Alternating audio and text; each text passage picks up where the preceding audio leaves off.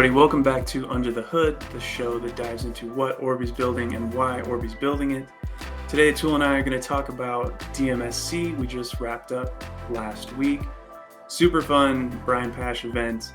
He knows how to put them on. And it was in Austin, a brand new venue, beautiful hotel, and awesome educational track where it was kind of up our alley because a lot of the conversations were about CDPs. But first, I wanted to start off with just talking with Atul because we were both there all 3 days and just kind of what was our takeaways? What do we think about the way the industry is heading, and share some of the things we heard from dealers that were there as well. So what do you think, Atul? How was your event? For me, it was great to see everybody. I think it's been a while. You know, the interesting thing about Brian's events is they happen twice a year, and so much can happen in those 6 months, roughly. And so I feel like the evolution is just getting faster. So just being able to get together with everyone, you know, in person, collaborate, conversate around all of these different aspects is great. I think, you know, obviously the conversations around CDPs is a big focus of the event, but I feel like it's really going to serve as a springboard for a lot more conversation. So I feel like we're just at the beginning of what will become a whole new kind of a phase or era of how data is understood and leveraged and activated and so on.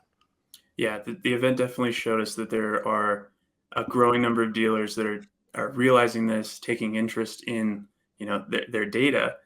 So again, great event for us. Unfortunately, when we locked in our sponsorship, you know, we didn't want a booth because we thought it was like the year before and there was not a focus on CDP.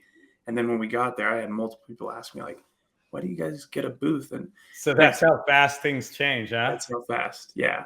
But let's start off with something that kind of saved us, I feel like, in terms of not having a booth. One of the first things that happened at the event, let me just share my screen here, was there was something called the CDP Showcase. And this was an opportunity, they called it sort of like speed dating. Digital Dealer did something similar, but essentially all these companies here, and Sierra, Fullpath, Orbee, had a table, and every 15 minutes or so, dealers would rotate.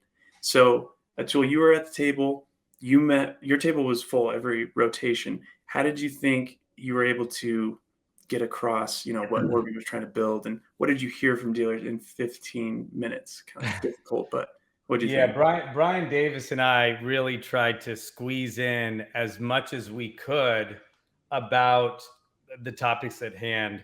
I feel like, of course, 15 minutes, it almost felt like maybe 8 minutes was so little time to really take in all that Orbee's trying to do, right? And so I can't speak for the other tables, but I do feel like it at least got everyone curious leaving our table.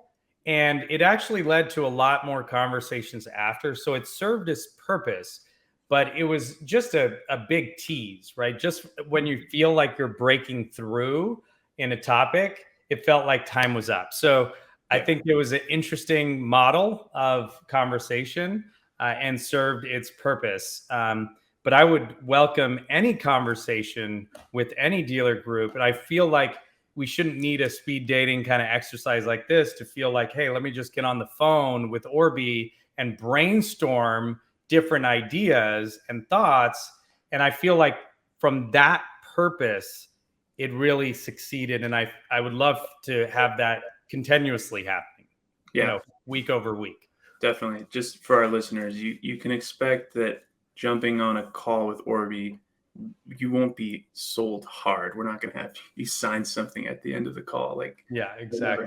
But so right after the showcase, jump straight into the panel that you were on, which was about identity resolution. And we actually wrote up a recap because it's kind of hard to answer all of the questions because people are talking and different answers are coming out. But we did write a recap. So if you want to read that, I'll link below. But what was your takeaway from the conversation around identity resolution and these people that you were up there with? Yeah, zoom in for me just so that the content, the panelists show here.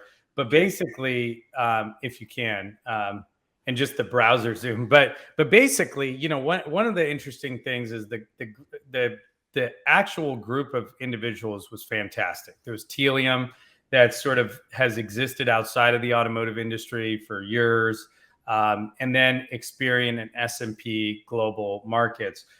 Those two data companies are our partners we work with and are working on some really innovative things with them.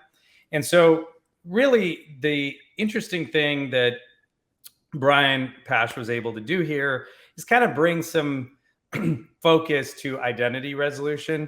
But it's very interesting. Different data companies serve a different role in identity resolution. Now, we, of course, have partnered up or integrated Newstar, or a company that's part of TransUnion.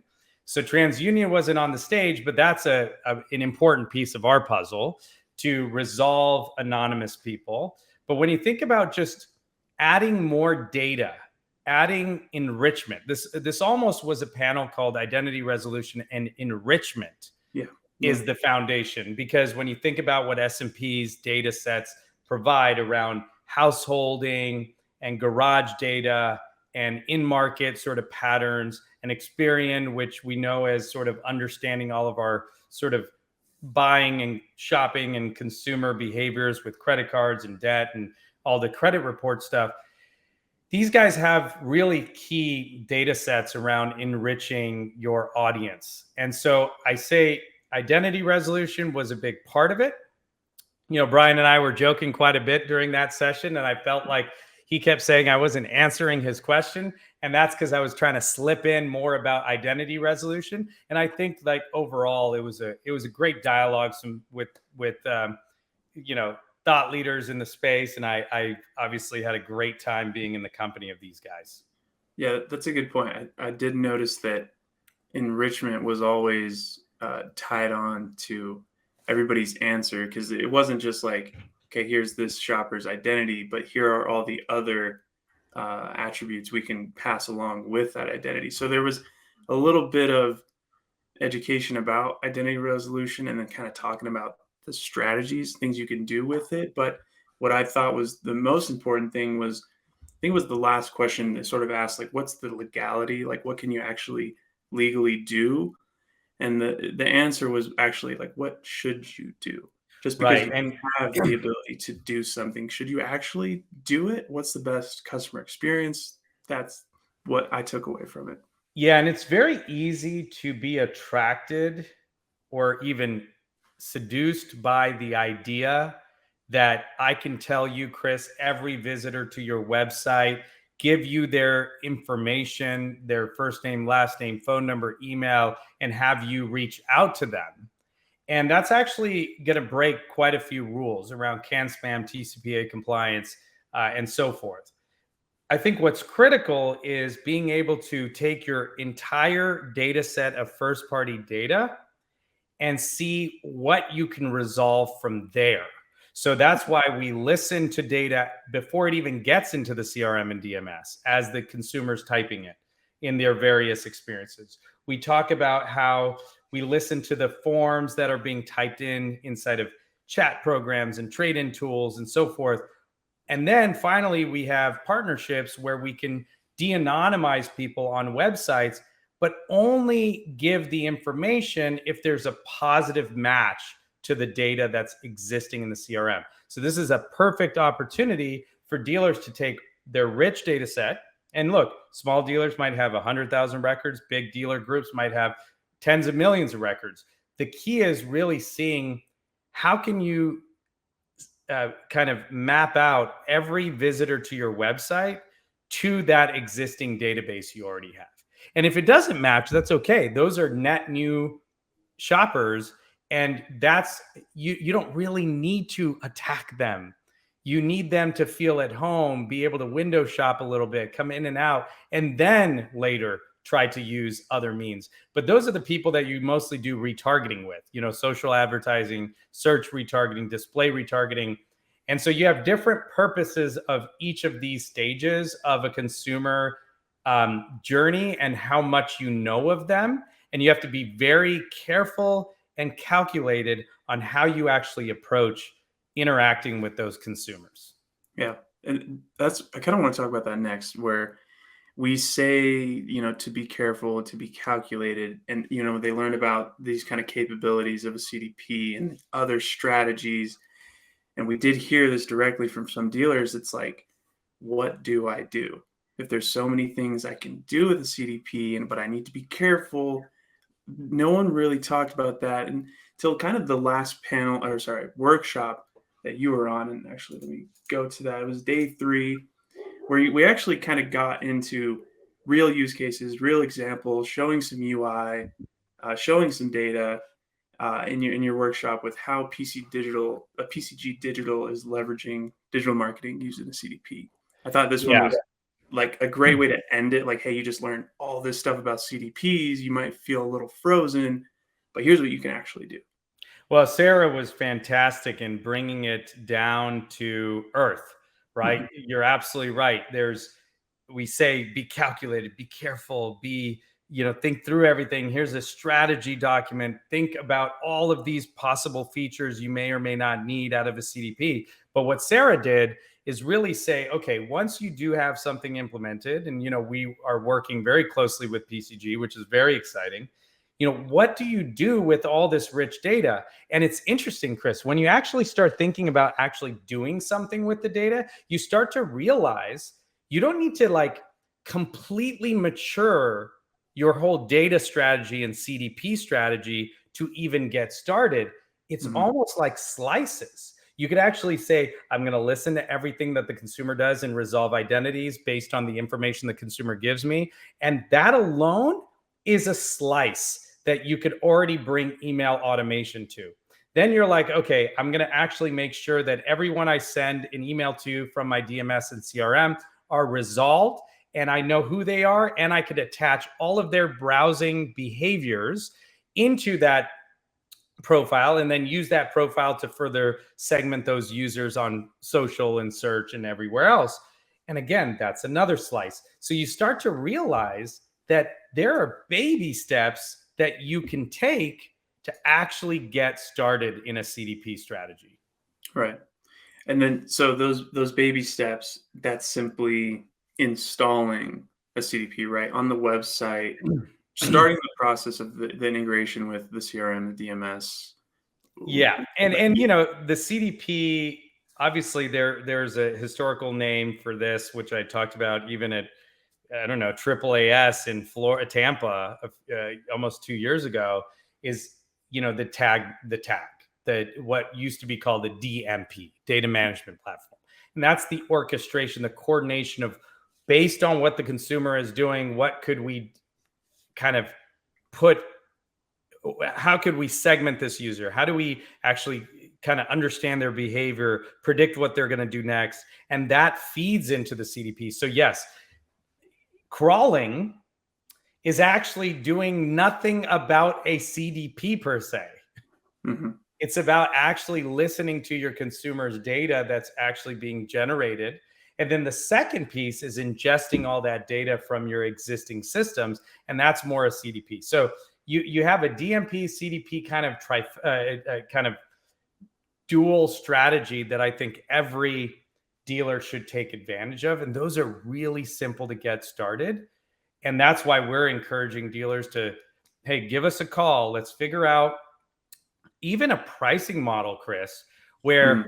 you don't have to think about implementation of this largest system as this giant investment financially, but rather taking slices and trusting that, the folks at Orbee and so on are actually thinking about the future. And that's what I liked, Chris, about this session. I'd say Orbee is kind of, Brian's done a fantastic job covering everyone in the industry, but I feel like a lot of the things that we've been saying for years now, probably 2 years, are starting to really come into the dialogue. So Yeah, it's great. It's refreshing for sure.